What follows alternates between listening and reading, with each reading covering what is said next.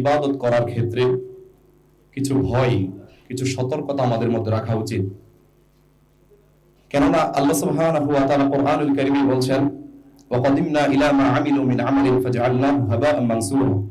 কাল কিয়ামতের ময়দানে আল্লাহ সুবহানাহু ওয়া তাআলার নিকট কিছু বান্দার আমলনামা পেশ করা হবে, কিন্তু আল্লাহ সেই আমলনামাগুলি মিজানের পাল্লায় ওজন দিবেন না, বরঞ্চ সেই আমলগুলি বিক্ষিপ্ত ধূলিকণার ন্যায় উড়িয়ে দিবেন।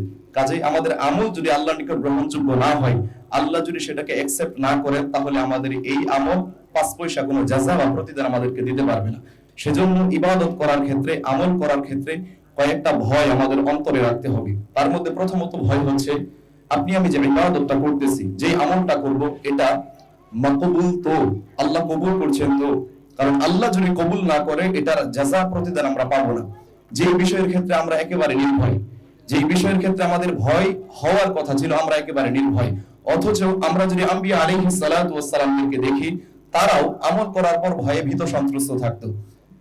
তেমনি আল্লাহ সুবহানাহু ওয়া তাআলা কোরআনুল কারীমে বলেন, ওয়া ইয ইয়ারফাউ ইব্রাহিমুল কওয়াইদা মিনাল বাইতি ওয়া ইসমাঈল। আল্লাহ সুবহানাহু ওয়া তাআলা যখন ইব্রাহিম আলাইহিস সালাতু ওয়াস সালাম এবং ইসমাঈল আলাইহিস সালাতু ওয়াস সালামকে নির্দেশ দিলেন বাইতুল্লাহ নির্মাণ করার জন্য, যখন আল্লাহর এই নির্দেশে তারা বাইতুল্লাহ নির্মাণ করলো, নির্মাণ করার পর আল্লাহর নির্দেশকে তারা বাস্তবায়ন করলো, এরপর তারা আল্লাহর কাছে হাত উত্তোলন করে বলতেছে, রব্বানা, হে আমাদের রব, তাকাব্বাল, আপনি কবুল করে নিন, মিন্না, আমাদের থেকে, ইন্নাকা আনতাস সামিউল আলিম, আপনি তো হচ্ছেন সামি', আপনি তো আলিম, কাজে আপনি কবুল করে নিন। অর্থাৎ আম্বিয়া আলাইহিস সালাতু ওয়াস সালাম পর্যন্ত ইবাদত করার পরে তারা ভয়ে ভীত সন্ত্রস্ত থাকতো, আল্লাহ কবুল করছেন কিনা। সেক্ষেত্রে আমরা ইবাদত তো করি না, যতটুকু করি এটার দ্বারা কেন যেন আমরা আত্ম অহংকারী হয়ে যাচ্ছি, মনে করি আমি তো ভালো, আমার চাইতে ভালো কে আছে। তো এরকমটা হওয়া উচিত নয়। ইবাদত করার ক্ষেত্রে এই ভয় সদা সর্বদা অন্তরে রাখতে হবে যে আল্লাহ কবুল করছেন কিনা।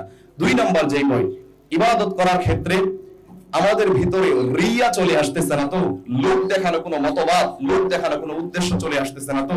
যদি লোক দেখানো কোনো উদ্দেশ্য চলে আসে, এই ইবাদত তো আল্লাহর নিকট গ্রহণযোগ্য হবেই না। বরং আল্লাহ নবী সাল্লাল্লাহু আলাইহি ওয়াসাল্লাম বলছেন, মান সাল্লা ইউরাই ফাকাদ আশরাক, কোন ব্যক্তি যদি মানুষকে দেখানোর জন্য সালাত আদায় করে, সেই ব্যক্তি শিরক করলো। ওমান সামা ইউরাই ফাকাদ আশরাক, কোন ব্যক্তি মানুষকে দেখানোর জন্য সিয়াম পালন করলে সেই ব্যক্তিও শিরক করলো। ওমান তাসাদ্দাকা ইউরাই ফাকাদ আশরাক, কোন ব্যক্তি মানুষকে দেখানোর জন্য যদি সাদাকা করে, এই ব্যক্তিও শিরক করলো। তার মানে লোক দেখানো কোনো মতবাদ নিয়ে যদি আমরা ইবাদত করি, সেটা আল্লাহর নিকট গ্রহণযোগ্য হবে না, প্রক্ষান্তরে শিরকের মতো পাপাচারে আমরা নিমজ্জিত হয়ে যাব। কাজেই ইবাদত করার ক্ষেত্রে এই ভয় সদা সর্বদা অন্তরে রাখতে হবে যে রিয়া চলে আসতেছে কিনা, লোক দেখানো কোনো মতবাদ চলে আসতেছে কিনা। 3 নাম্বার যেই ভয়, আপনি আমি যে ইবাদতটা করতেছি, এটা আল্লাহ এবং রাসূল কর্তৃক স্বীকৃত কিনা। আল্লাহ এবং রাসূল কর্তৃক স্বীকৃত যদি হয়, এটার রেজাল্ট দেখেন কত সুন্দর।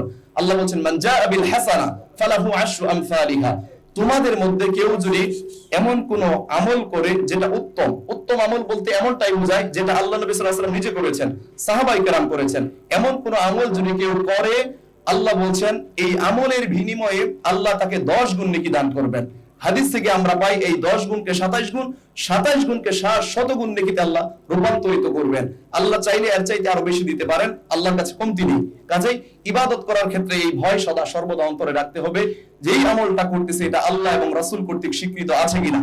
যদি না থাকে, আমাদের দেশে এরকম অসংখ্য ইবাদত, অসংখ্য আমল মানুষ করতেছে যেগুলোর ক্ষেত্রে কোরআন এবং হাদিসের কোনো এভিডেন্স নেই, কোনো প্রমাণ নেই। এই যে ধরেন, সাধারণত নিতে পারেন শবে বরাত, এক শবে বরাতকে কেন্দ্র করে গোটা বাংলাদেশের মধ্যে ঢাকা শহরে দেখবেন যে পরিমাণ উল্লাস হয়, সারা রাত ব্যাপী সালাত আদায় করতেছে, এরপরে বিরিয়ানির আয়োজন করতেছে, হালুয়া রুটির আয়োজন করতেছে, জিলাপির আয়োজন করতেছে, একটা হাদিসের উপর ভিত্তি করে। সেই হাদিসটা যদিও সহিহ নয়, সেটা কি যে শবে বরাতের রাত্রে আল্লাহ সুবহানাহু ওয়া তাআলা আকাশের দরজাকে খুলে দেন এবং সমস্ত মানুষকে ক্ষমা করে দেন, শুধুমাত্র ওই সমস্ত মানুষদেরকে বাদে যারা আল্লাহর সাথে কাউকে শিরিক করেছে এবং অপর ভাইয়ের সাথে হিংসা বিদ্বেষ পোষণ করেছে।